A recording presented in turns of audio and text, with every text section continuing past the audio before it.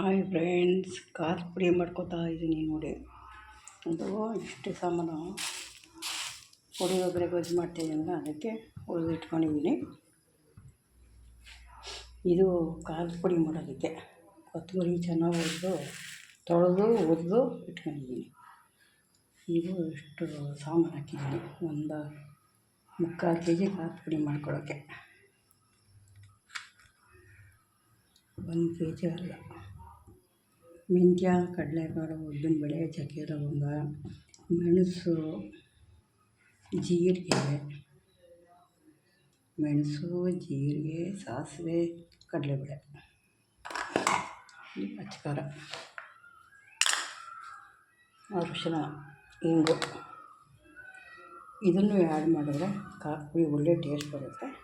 ಇದು ಉದ್ದಿನ ಕಾಳು ಮತ್ತು ಹೆಸರು ಕಾಳು.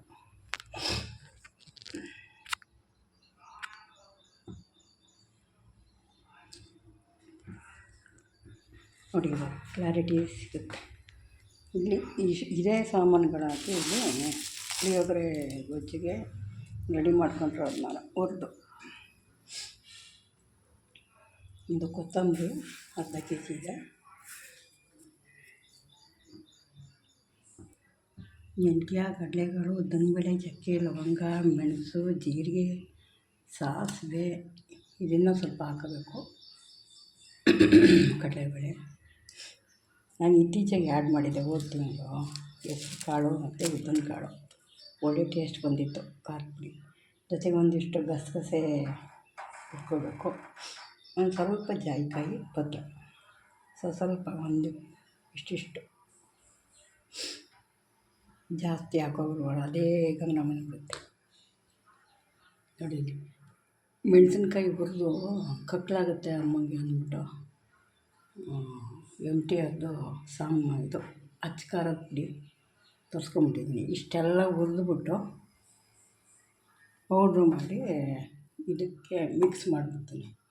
ಆಮೇಲೆ ಇದಕ್ಕೆ ಹಿಂಗು, ಕರಿಬೇವಿನ ಪುಡಿ ಎಲ್ಲ ಮಿಕ್ಸ್ ಮಾಡೋದು. ಬೇಕು ಅಂದರೆ 1-2 ಏಲಕ್ಕಿ ಹಾಕೋಬೋದು.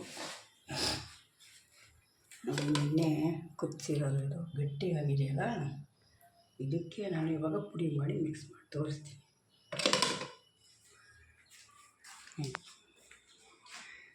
ಎಳ್ಳು ಪುಡಿ ಹಾಕೋಬೇಕು. ಈಗ ಅದಕ್ಕೆ ಪುಳಿಯೋಗರೆಗೆ ಇದು ಎಳ್ಳು ಹುರಿದ್ಬಿಟ್ಟು ಹಾಕೋಬೇಕು.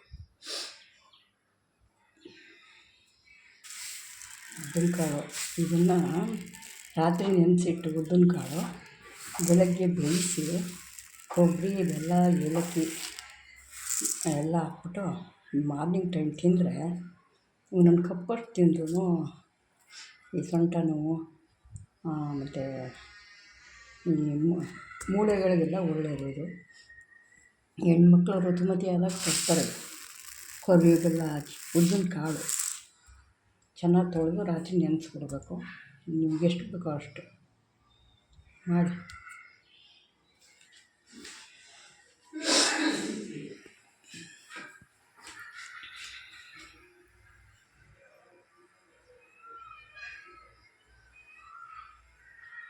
ಇನ್ನೊಂದು 4-5 ಸಾಮಾನು ಸೇರಿಸ್ಬಿಟ್ಟು ಖಾರದ ಪುಡಿ ಮಾಡೋಣ.